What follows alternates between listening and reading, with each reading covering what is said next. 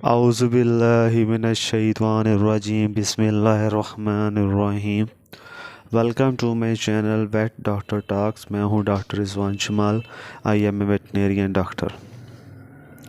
आज हम फिर आपकी खिदमत में हाज़िर हुए हैं एक नया और इंटरेस्टिंग सा टॉपिक लेके, जो कि बहुत ही ज़्यादा इंफॉर्मेटिव है और एक फार्मर को इसके बारे में जानना भी बहुत ही ज़्यादा ज़रूरी होता है। ये बहुत सारी वेटरी से रिलेट करते जो प्रोसीजर हैं, इंशाल्लाह वो भी हम वन बाय वन डिस्कस करेंगे। जैसा कि हमने लास्ट वीडियो के अंदर सीमन कलेक्शन पढ़ी थी, किस तरह से की जाती है, और एक हमने प्रोसीजर बताया था आर्टिफिशियल वजाना जिसके ज़रिए सीमन कलेक्ट किया जाता है। तो बेसिकली तौर पे तो 3 मेथड होते हैं सीमन को कलेक्ट करने के लिए जो यूज़ होते हैं, लेकिन मोस्टली यूज़ होने वाला जो था वो आर्टिफिशियल वजाइना था।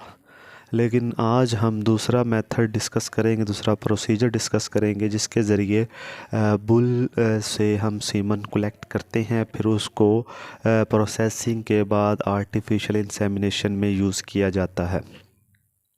तो आज का जो प्रोसीजर है जिसके ज़रिए हम सीमन कलेक्ट करते हैं उसको कहते हैं इलेक्ट्रो एजैकुलेटर। जैसा कि नाम से ज़ाहिर है, इलेक्ट्रो से मुराद है इलेक्ट्रिकल। इसमें हम पावर सप्लाई देते हैं और उससे हम फिर एनिमल से जो सीमन है वो हासिल करते हैं। एजैकुलेटर यानी कि खारिज करने वाला, मतलब ये है कि पावर सप्लाई बिजली का इस्तेमाल करते हुए हम सीमन को खारिज करने पे मजबूर करते हैं जानवर को। इसको हम कहते हैं इलेक्ट्रो एजैकुलेटर। अब डेफिनेशन की तरफ आते हैं ताकि आपको थोड़ी समझ आ जाए। तो electro ejaculation involve applying a series of short low voltage pulses of current to the pelvic nerves which are involve in ejaculation process. इस प्रोसीजर के हम क्या करते हैं कि रेक्टम के थ्रू हम उसका जो पेल्विक एरिया है, जहाँ पे हम कह सकते हैं प्रोस्टेट ग्लैंड एम्पुला वगैरह होता है, उस के इर्द गिर्द जो नर्व्स हैं, पेल्विक नर्व्स, हम उनको स्टिमुलेट करते हैं ताकि वो एजैकुलेशन में हेल्प कर सकें। इसमें जो हम वोल्टेज देते हैं वो बहुत ही कम होता है और वक्फे से ऐसा किया जाता है। तो आगे जाके प्रोसीजर मैं आपको तफसील से बताऊंगा। तो अभी हम इसका थोड़ा सा इंट्रोडक्शन कर लेते हैं।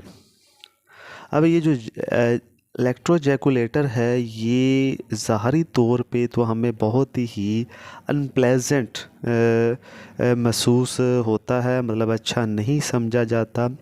लेकिन इसमें इतनी ज़्यादा बुल को स्ट्रेस नहीं होती है, होती ज़रूर है लेकिन इतनी ज़्यादा नहीं होती। देखने में हमें ये ऐसे लगता है कि इससे जो बुल है वो डर जाएगा। तो स्ट्रेस तो होती है लेकिन ज़्यादा नहीं होती, आप ये कह सकते हैं। अच्छा, अब ये प्रोसीजर अप्लाई करने से पहले हमें जानवर को अच्छी तरीके से कंट्रोल कर लेना चाहिए, रिस्ट्रेन कर लेना चाहिए, ताकि वो जो हैंडलर है उसको नुकसान ना पहुंचा सके। या बाज़ात हम जानवर को एनेस्थीसिया यानी बेहोशी का इंजेक्शन भी लगा देते हैं ताकि जो सेफ्टी रहे एक हैंडलर की।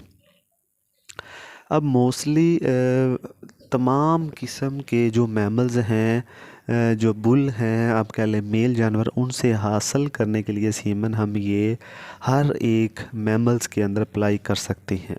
लेकिन ये वाला मेथड मोस्टली जो हम यूज़ करते हैं वो जंगली जानवरों से सीमन हासिल करने के लिए इस्तेमाल करते हैं। क्योंकि जो दूसरे जानवर हैं, जो घरेलू आप कह सकते हैं, या फिर गायें, हम कह लें बुल है जो है मेल, जो है जिनको हम घर में रख सकते हैं ऐसे एनिमल को, तो उनसे हम आर्टिफिशियल वजाइना के ज़रिए हासिल कर लेते हैं। लेकिन ये मेथड उनके ज़रिए उनके अंदर भी अप्लाई होता है, लेकिन मोस्टली ये वाइल्ड एनिमल से जो कि कंट्रोल में नहीं रहते, जिनको कंट्रोल करना मुश्किल है, उनसे हम इस तरीके से हासिल करते हैं।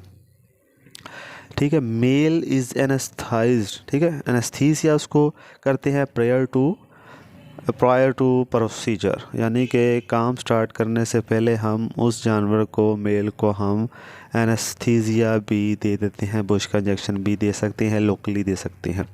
अच्छा, अब आते हैं इस एजैकुलेटर, जो इलेक्ट्रोजैकुलेटर प्रोसीजर है, इसके फ़ायदे क्या क्या हैं।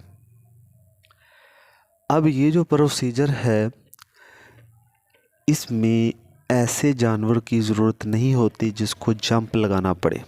ठीक है, जंप लगाने की जानवर को ज़रूरत पड़ती ही नहीं है। हम बग़ैर किसी जंप के माउंट के एक मेल जानवर से सीमन हासिल कर लेते हैं।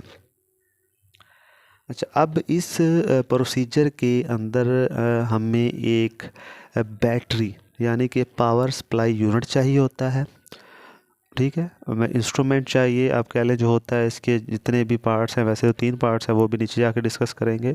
तो पावर सप्लाई चाहिए होती है और इसके ज़रिए हम फील्ड में किसी भी जगह पे ये मेल में प्रोसीजर कर सकते हैं। हमें कोई स्पेसिफिक लोकेशन प्लेस नहीं चाहिए होती। अगर हमारे पास बैटरी ऑपरेटेड डिवाइस मौजूद है, इलेक्ट्रोरेगुलेटर मौजूद है, तो हम इसको फील्ड में कहीं भी यूज़ कर सकते हैं सीमन को हासिल करने के लिए। अच्छा, अब इसके अलावा वो बुल जिसके अंदर ये कैपेसिटी ही नहीं है, जो इस काबिल ही नहीं है कि वो किसी दूसरे कह लें कि डमी जो काऊ है उसके ऊपर जंप कर सके, या वैसे हम कह लें मेटिंग के लिए जंप कर सके, वो इस काबिल नहीं है। किस वजह से? या तो उनमें कुछ चोट लग चुकी है लेग के ऊपर, या मसल वो स्केल्टन में कुछ प्रॉब्लम आ चुकी है जिसकी वजह से वो जंप नहीं कर पाते हैं। तो उनके अंदर भी ये बेस्ट मेथड समझा जाता है सीमन को हासिल करने का। अब आते हैं डिसएडवांटेजेस की तरफ के इस प्रोसीजर के कौन कौन से नुकसानात हैं। तो इस प्रोसीजर के ज़रिए जो हम सैंपल कलेक्ट करते हैं सीमन का, उसमें जो वॉल्यूम है वो ज़्यादा होता है, मतलब उसमें लिक्विड कंसंट्रेशन ज़्यादा होगी, लेकिन उसमें जो नंबर ऑफ़ स्पर्म है बहुत ही कम होते हैं। अब उसकी वजह ये है कि जब हम इलेक्ट्रोजैकुलेटर के ज़रिए एम्पूला को हम कह लें कि मसाज करते हैं, आप ये भी कह सकते हैं, या उसको स्टिमुलेट करते हैं, तो जो सेंसरी ग्लैंड होते हैं उनसे बहुत ज़्यादा मिकदार में लिक्विड खारिज होता है, बहुत वॉल्यूम होता है। ठीक है, लिक्विड सा वॉल्यूम आप कह लें कि खारिज होता है, लेकिन नंबर ऑफ स्पर्म बहुत ही कम होते हैं। तो ये एक इसका साइड इफ़ेक्ट आ सकता है। और इसके अलावा पहले भी मैंने बता दिया है कि एनिमल स्ट्रेस में आता है, लेकिन स्ट्रेस इतनी नहीं होती है, लेकिन फिर भी हम कह सकते हैं कि एनिमल का स्ट्रेस में आना ये एक उसका डिसएडवांटेजेस है। अब एक इलेक्ट्रोजैकुलेटर के कितने पार्ट्स होते हैं? एक इलेक्ट्रोजैकुलेटर जो है उसके 3 पार्ट्स होते हैं। पहले नंबर पे जो पार्ट्स है उसमें आती है पावर सप्लाई विद रियोस्टेट। अब पावर सप्लाई विद रियोस्टेट से मुराद ये है कि एक ऐसी पावर सप्लाई जिसके अंदर वोल्टेज को कंट्रोल किया जा सके, कम या ज़्यादा किया जा सकता है, ऐसी पावर सप्लाई होनी चाहिए। दूसरे नंबर पे कलेक्टिंग ट्यूब होनी चाहिए जिसके आगे रबर कोन लगी होगी, लेटेक्स रबर कोन लगी होती है, जिसके अंदर फिर जो सैंपल है उसको कलेक्ट किया जाता है। तीसरे नंबर पे है प्रोब।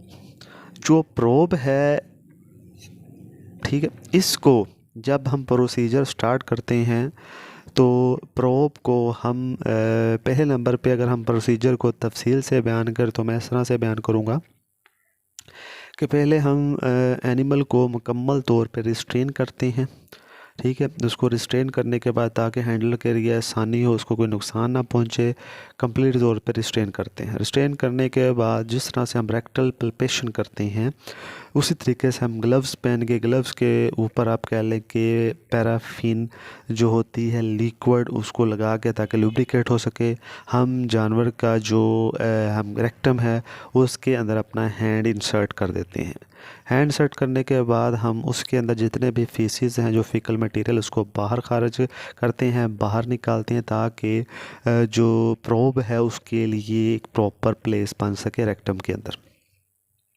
ठीक है, अब जब ये हम कर जाएंगे उसके बाद हम क्या करेंगे, जो प्रोब होगा उसको हम भी उसी तरह लुब्रिकेट करेंगे पैराफिन से, और उसको फिर हम रख देंगे बुल की रेक्टम के अंदर। ठीक है, ऐसे प्लेस करेंगे कि उसके बिल्कुल नीचे एम्पुला हो, क्योंकि जो रेक्टल का एरिया है उसके बिल्कुल नीचे की तरफ फ्लोर जो होता है उस पे एम्पुला पाया जाता है मेल के अंदर। ठीक है, अब जब हमें यकीन हो जाए कि ये सही जगह पे प्लेस कर दिया गया है रेक्टम के अंदर, तो फिर वहाँ से हम वोल्टेज ऑन कर देते हैं। अब जो वोल्टेज ऑन करते हैं, वोल्टेज कितना होना चाहिए? वैसे तो ये होता है 8 से 16 वोल्ट, 8 to 16 वोल्ट होता है। और इस वोल्ट को हम जो ऑन करते हैं वो 1 से 2 सेकंड के लिए ऑन करते हैं, फिर हम रेस्ट दे देते हैं, आप कह लें बंद कर देते हैं वही 0.5 सेकंड्स, यानी कि आधे सेकंड से 2 सेकंड तक, फिर हम उसको क्या कर देते हैं, बंद कर देते हैं, फिर ऑन करते हैं। और वोल्टेज मैंने आपको बता दिया 8 से 16 वोल्ट ये एक रेंज होती है। अच्छा, जैसे ही ये वोल्टेज इंक्रीज़ होना शुरू होता है या हम ऑन करते हैं, तो जो एम्पुला है उसके ऊपर आप कह लेंगे वाइब्रेशन होती है, जिसकी वजह से वो अपना काम करना स्टार्ट करता है। एनिमल जो है वो फिर आस्ता आस्ता जो पीनस है उसको शीत से निकालता है, और आप कह लें कि रेक्टाइल पोजीशन में आना शुरू हो जाता है। फिर आस्ता आस्ता उसके पीनस में से ड्रिपिंग होना शुरू हो जाती है सीमन की। अच्छा, अब उस सीमन को हम कलेक्ट कर लेते हैं। कलेक्ट करने के बाद उसको फिर हम लैब के अंदर माइक्रोस्कोपिकली उसके डिफरेंट टेस्ट करते हैं, कंसंट्रेशन ऑफ सीमन हम नोट करते हैं। तो ये था एक प्रोसीजर जिसके ज़रिए हम एनिमल से, बुल से, मेल से हम सीमन कलेक्ट करते हैं ताकि उस पर डिफरेंट एक्सपेरिमेंट किया जाए लैब के अंदर, और उसकी प्रोसेसिंग के बाद उसको हम आर्टिफिशियल इंसेमिनेशन में इस्तेमाल कर सके। तो मैं उम्मीद करता हूँ कि आज का जो लेक्चर था ये आपको अच्छे तरीके से समझ आ गया होगा। इंशाल्लाह नेक्स्ट वीडियो में फिर एक नए टॉपिक के साथ आपकी खिदमत में हाज़िर होंगे। तो नेक्स्ट वीडियो तक के लिए मुझे इजाज़त दीजिए। अल्लाह हाफिज़।